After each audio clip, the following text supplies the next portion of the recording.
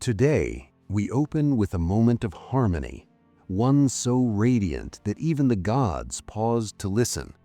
But before we begin, if you find this video interesting, please give it a like at the end and tell me what you think about the story. It really helps the channel. Let me know in the comments where you're watching from, and don't forget to subscribe for more. Thank you. In the earliest days, when music held real power and nature itself seemed to breathe in rhythm, there lived a young musician named Orpheus. His talent wasn't the kind you learn or practice into perfection. It was something woven into him, a gift so extraordinary that rivers slowed to listen, birds altered their flight to linger near his melodies, and trees leaned ever so slightly as if the wind carried his notes into their roots. Every chord he played shimmered with meaning. His music didn't merely entertain, it spoke. It whispered comfort to the grieving, painted vivid stories across the air, and soothed even the most restless hearts. Some claimed that Apollo himself had blessed Orpheus, guiding his hands, steadying his voice, and shaping his sound into something divine. But regardless of the myth, anyone who heard him felt the truth. This was a soul bound to beauty. On one warm morning, as sunlight washed gently across the earth, Orpheus wandered through a meadow carrying his lyre. His melodies drifted outward, rising with the breeze. He wasn't performing for praise or admiration. He played because he couldn't live without it. Each note flowed from him like breath itself. That was the moment Eurydice stepped into his world. She moved with quiet grace, unaware that the music was guiding her closer. Her presence had a calm, natural glow, like she belonged to the sunlight and the earth around her. She paused as Orpheus's music reached her, and something in her expression softened, as if she recognized a message meant only for her. When Orpheus saw her, the melody faltered for a single heartbeat, not from fear, not from surprise, but because something shifted inside him, an understanding, immediate and deep. This was someone whose spirit resonated with his, someone who could hear more than the music. She could feel the meaning within it. Their first conversation didn't need many words. He played a gentle progression of notes, and she answered with a quiet smile that said she understood. She stepped closer, and the world around them seemed to brighten, as if nature itself approved. Days unfolded like chapters in a joyful book. Orpheus played songs inspired by Eurydice, each melody warmer than the last. And she, knowing his music better than any listener before her, became the soul who could reach him even in silence. They grew inseparable, not out of need, but out of a mutual recognition. They were two spirits tuned to the same emotional frequency. Their bond wasn't loud or dramatic, it was gentle, steady, genuine. They found comfort in shared moments, wandering through sunlit groves, tracing their fingers across leaves kissed with morning dew, laughing softly in the shade of ancient trees. Orpheus began composing songs that the world had never heard before, music shaped by love rather than talent alone. Every creature around them seemed to sense the harmony between them. Birds perched closer when they sat beneath open skies. Small animals followed at a distance, curious about the warmth they radiated. Even the rustling leaves seemed to sway in rhythm with Orpheus's melodies. When the time came for their wedding, the celebration felt touched with wonder. Friends gathered with smiles bright as morning light, and the world around them responded with equal joy. Flowers bloomed more vividly, breezes carried a sweetness through the air. Even the quiet corners of the forest seemed to hum. When Eurydice approached him, Orpheus played a melody unlike any he'd ever written. Its notes rose gently, wrapping around her like a promise. Her eyes sparkled with the kind of affection that needed no explanation. It was the look of someone who had found her true companion. When they joined hands, the sound of the lyre faded into a peaceful stillness. It felt as though time paused just long enough for them to seal their vow to each other, not simply in spoken words, but in the deep, quiet certainty that they were meant to share their lives. Their wedding day radiated joy from start to finish. There were no storm clouds, no doubts, no shadows lurking at the edge of their celebration. The world looked bright enough to last forever, and the music of love filled every moment. In that sunlight, surrounded by people who cherished them, the two believed that nothing could shake the harmony they had found. And in truth, even those watching felt the same. It was rare to witness such a perfect union of souls, rare to see love expressed not through grand speeches, but through quiet, effortless understanding. Their story began in warmth, in music, in the glow of a world that embraced them. But as we move deeper into their tale, the light they shared will soon face shadows far darker than either imagined. Stay tuned as we uncover how a single moment can change even the purest joy into a journey no mortal should ever endure. Sometimes the most life-changing moments arrive without warning, slipping quietly into a peaceful day and turning it into a moment no one can forget.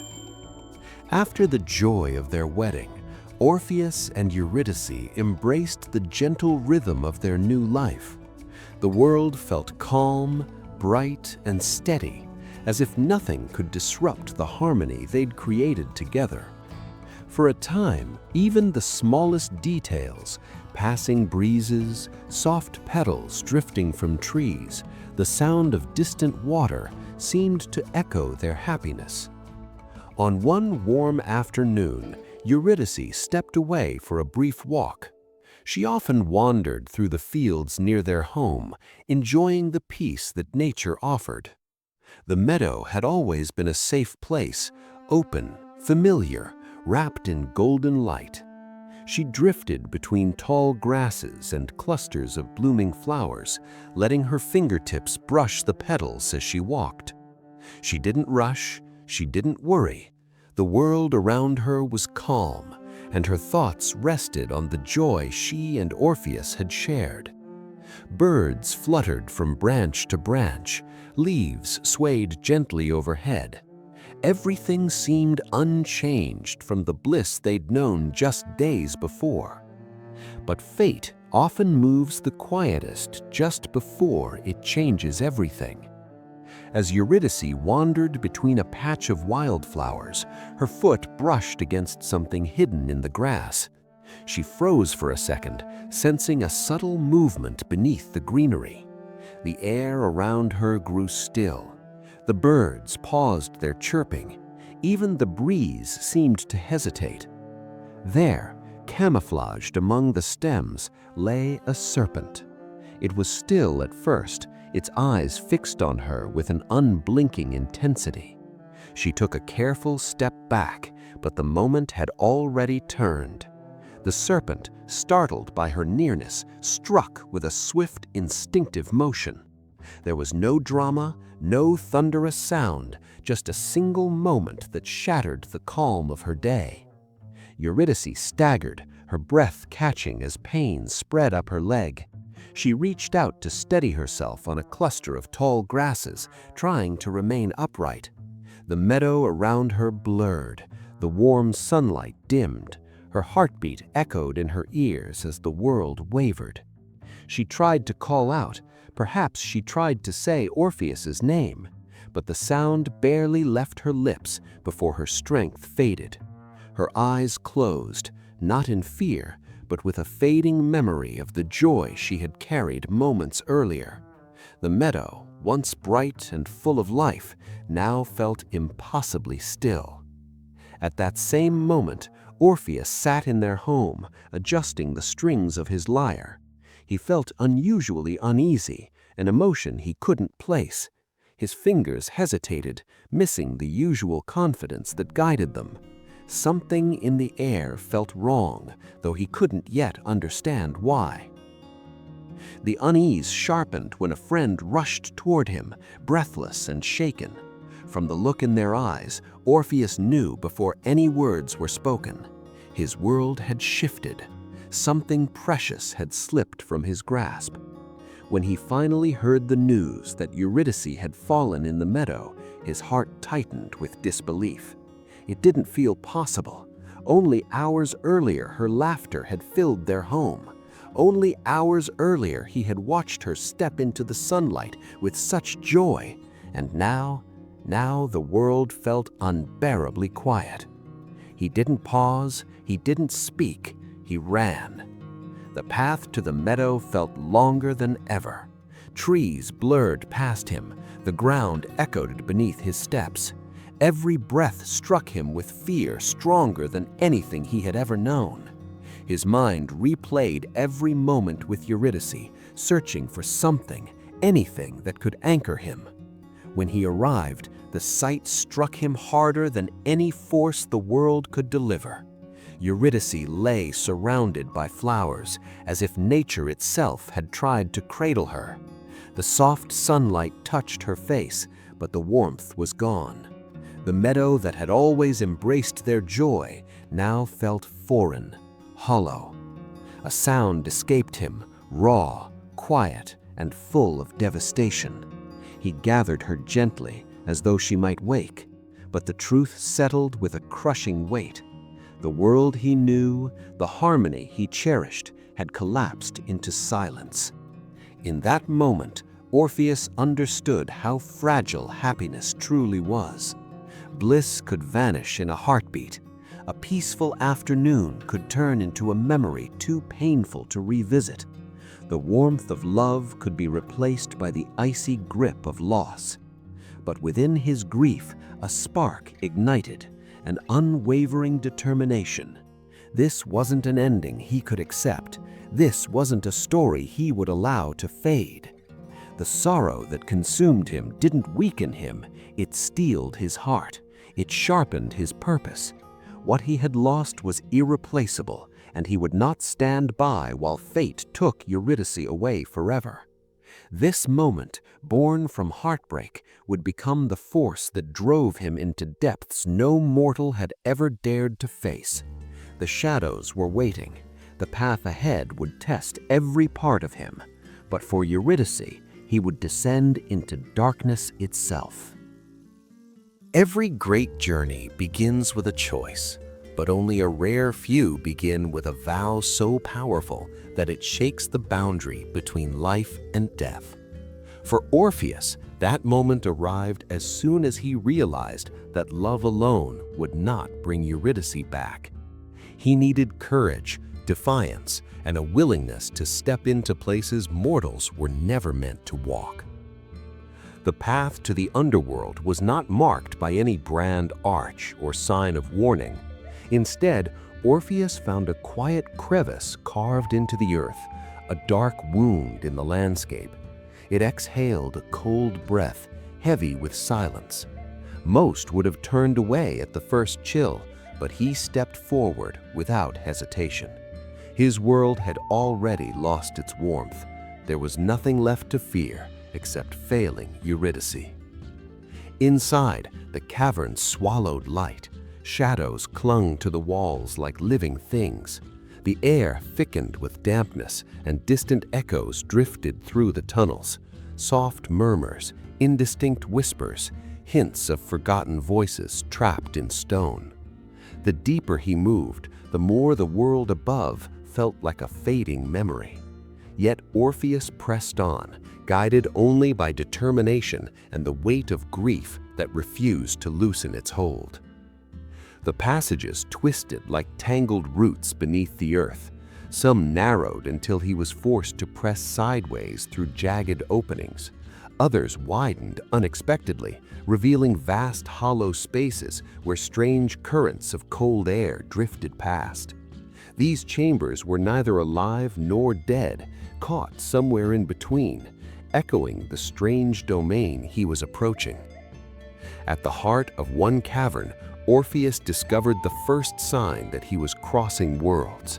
A pale figure glided across the far edge of the chamber, silent, weightless, untouched by the ground. It turned toward him, its eyes hollow yet curious. More spirits emerged from the corners, drifting closer, drawn by the warmth that clung to him. They weren't threatening, but their presence drained the air of comfort. Their movements felt unnatural, their gazes heavy.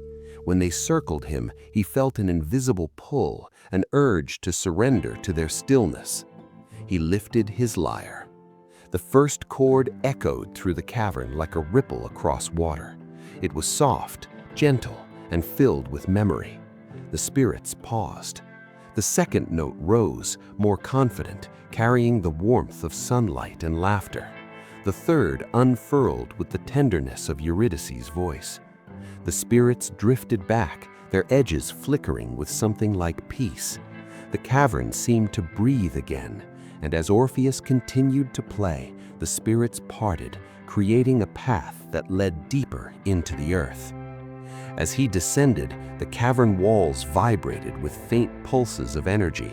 Strange shapes crawled across the stone, like shadows detached from their owners. Whispering winds brushed past him, sometimes warm, sometimes icy, carrying fragments of forgotten tales. This place was not built for the living, but Orpheus no longer saw himself as a simple mortal.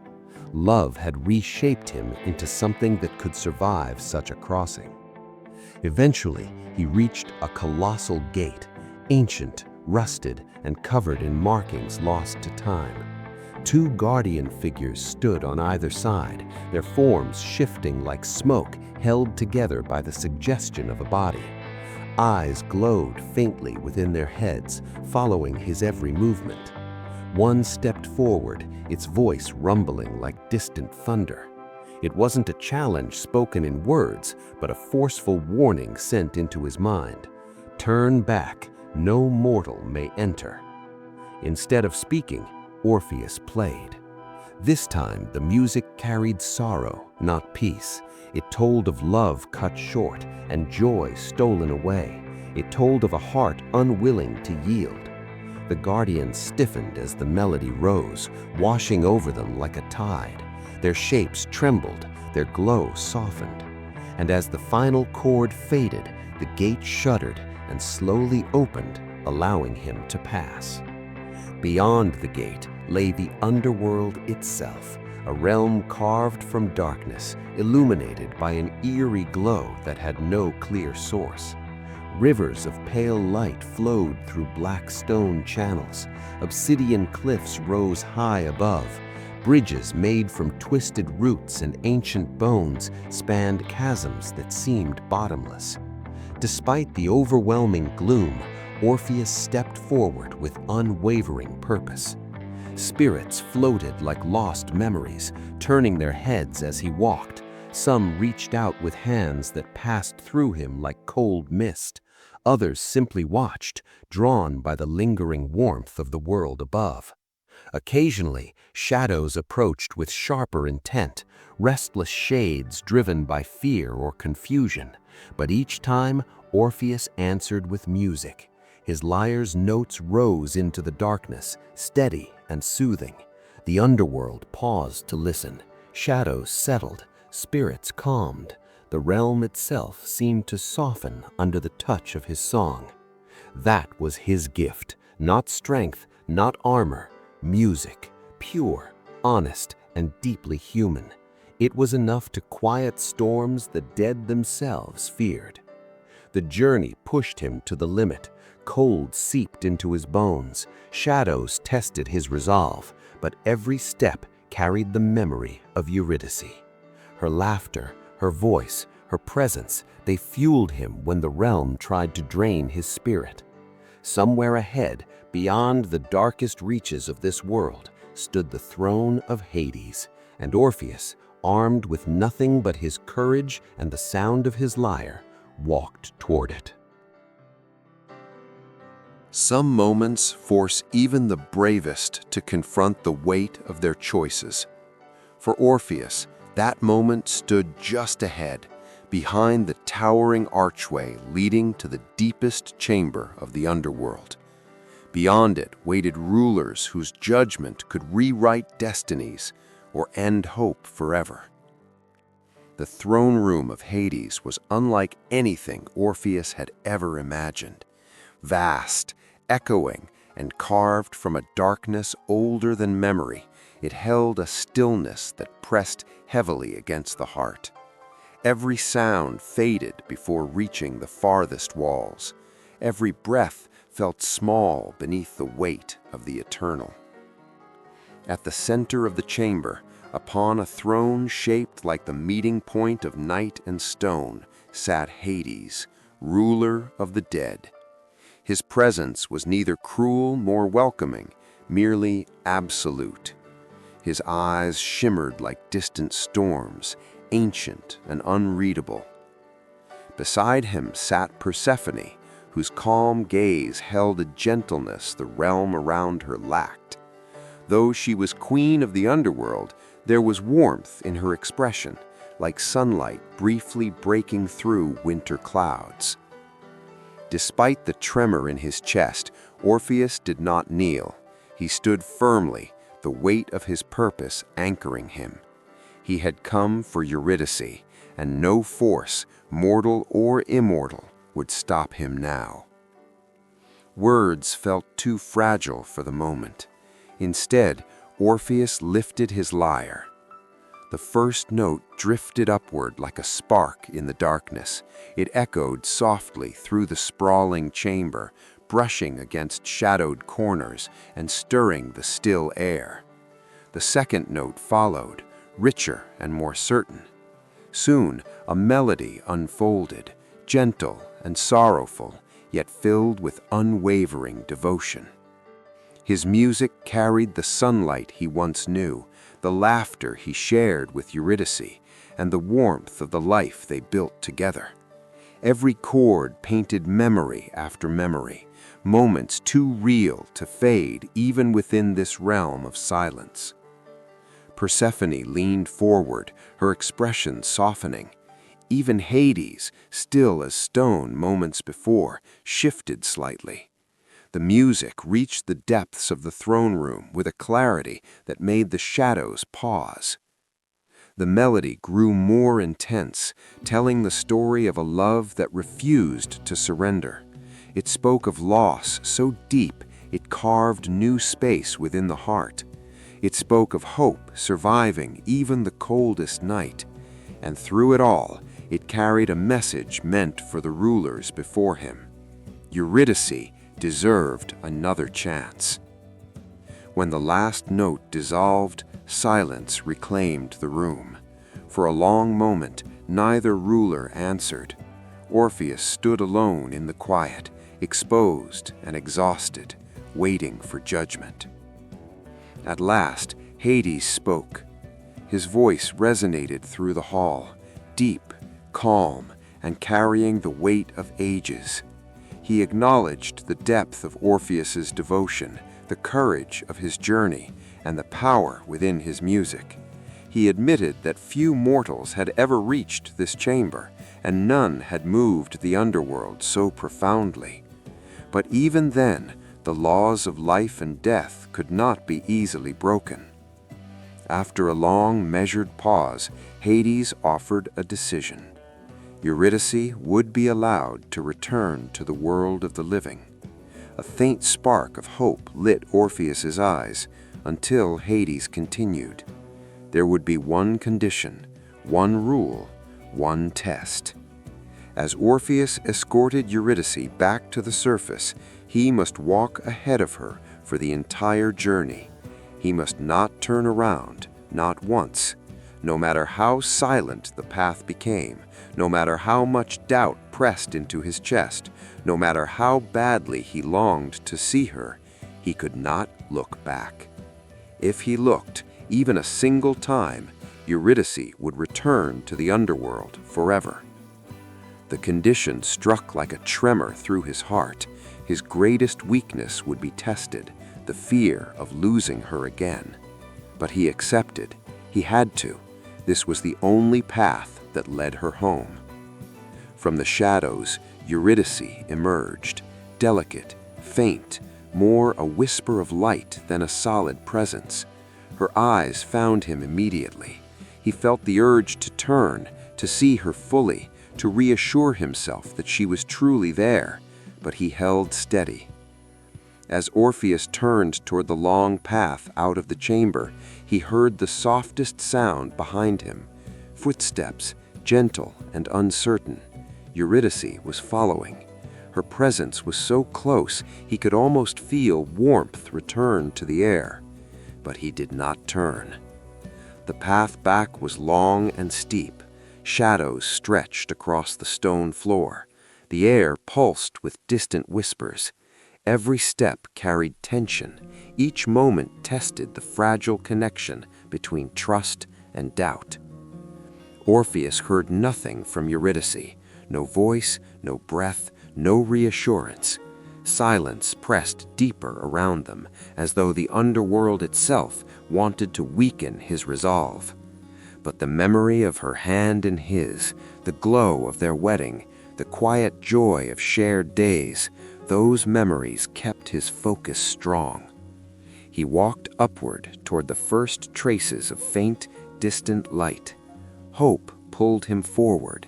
Fear walked behind him, and the fate of their love balanced between every restrained heartbeat.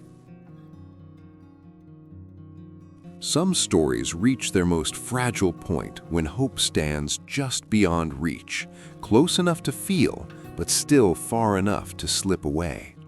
For Orpheus, this climb toward life was not simply a journey, it was a test of trust, a battle between devotion and fear, and a moment where a single choice would echo through myth forever. The path out of the underworld stretched before him like an endless staircase carved from night itself.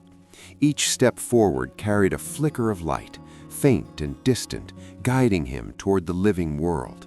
Behind him, he heard nothing, not a footstep, not a breath, not even the whisper of cloth, only silence, heavy and absolute. He knew Eurydice followed. He felt her presence like a soft warmth brushing against the cold air. But the underworld had taken her voice, leaving him without even the comfort of a single word. And with every passing moment, doubt crept deeper into his thoughts. What if she wasn't there? What if the deal had been a trick? What if he was walking alone, carrying only the memory of her? The silence behind him gnawed at his resolve. The idea that the faint glow ahead might vanish the moment he stepped into it haunted each step. But he kept moving. He had to. His heart pushed him onward, even as fear whispered at the edges. The climb became more difficult as they approached the border between the worlds. The air warmed slightly, the first sign of the living realm, but the warmth only made the silence behind him more unbearable. It felt strange to step into a gentler breeze without hearing Eurydice react, even softly. When the exit finally came into view, a small opening glowing with clean, vibrant daylight, Orpheus felt an overwhelming surge of relief. He was almost there. Freedom for them both lay just steps away. He could feel his heart pounding, pushing him toward the surface. But that was when doubt sharpened into fear. What if Eurydice stumbled? What if she fell behind? What if she was there, reaching for him, needing him to turn, needing a single glance of reassurance? What if the silence meant she was gone already? His fingers tightened around his lyre. Sweat gathered at his brow. His breath came faster as uncertainty tightened around him like a cold grip. He stepped closer to the doorway, light brushing his face, illuminating the worry carved into his expression. Just a few more steps, he told himself. Just a little longer. He could reach the sunlight if he kept his focus. But the silence behind him swelled until it felt crushing. He couldn't stand it anymore. The quiet, the doubt, the aching fear that the person he crossed death itself to save might not be there at all. He hesitated. He should have moved forward. He should have trusted. But love, powerful as it is, often folds under the weight of fear. With a heart full of hope and dread intertwined, Orpheus turned. Just a small movement, a simple, instinctive glance, a glance born not from distrust, but from longing. And there she was, Eurydice, only steps behind him, reached out as though she had been waiting for him to look. Her expression held no anger, no disappointment, only love and a sadness so deep it froze the air between them. The moment their eyes met, the underworld's law struck like a silent command. Her form flickered, the faint glow around her dimmed. She reached forward, trying to hold on to the precious seconds they had left. Her lips shaped his name, though no sound escaped. His face etched with horror and heartbreak, Orpheus reached for her, but his hand closed around nothing. Eurydice drifted backward, drawn into the shadows as though an unseen tide pulled her away. Her final look held forgiveness. Her final moment carried peace, and then she was gone. The echo of her presence vanished completely, leaving the tunnel colder than ever. The daylight waited before him, bright and untouched, but he felt none of its promise. Instead, the weight of what he had lost, again, settled over him like a shroud. He stepped into the light, not as the victorious lover who had defied the underworld, but as a man who came so close to changing fate and slipped at the final step. In the years that followed, Orpheus walked the world with a quiet grief. His music remained beautiful, but it carried a sorrow so deep that even nature bowed in silence when he played. Every note murmured her name. Every melody touched the memory of that last look. And so, the myth of Orpheus and Eurydice endures, not as a tale of failure, but as a reminder of how fragile trust can be, and how love, even in its greatest strength, can falter under the weight of a single moment of doubt. Before we close, if you'd like to continue exploring powerful legends and haunting stories like this one, make sure to follow the channel so you never miss what comes next.